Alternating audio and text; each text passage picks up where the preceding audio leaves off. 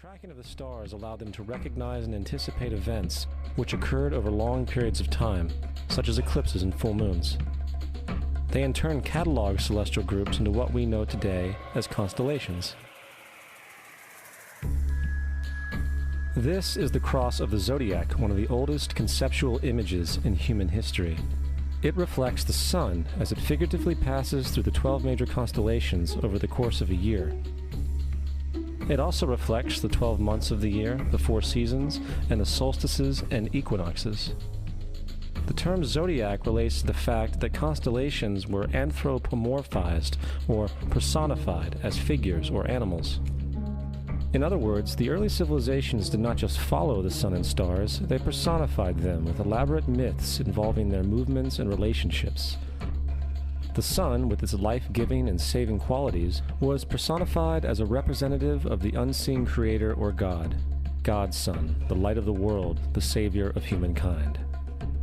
Likewise, the 12 constellations represented places of travel for God's Son, and were identified by names, usually representing elements of nature that happened during that period of time. For example, Aquarius, the water bearer, who brings the spring rains. In order to understand this, we need to be familiar with a phenomenon known as the precession of the equinoxes.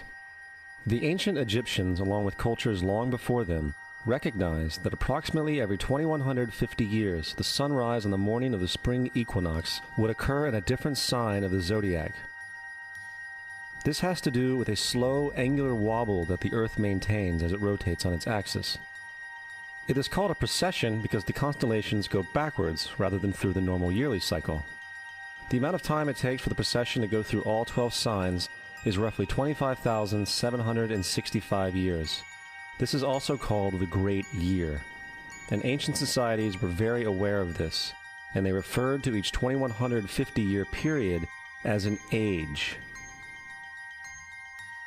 From 4300 BC to 2150 BC, it was the age of Taurus, the bull. From 2150 BC to 1 AD, it was the age of Aries, the ram. And from 1 AD to 2150 AD, it is the age of Pisces, the age we are still in to this day. And in and around 2150, we will enter the new age, the age of Aquarius.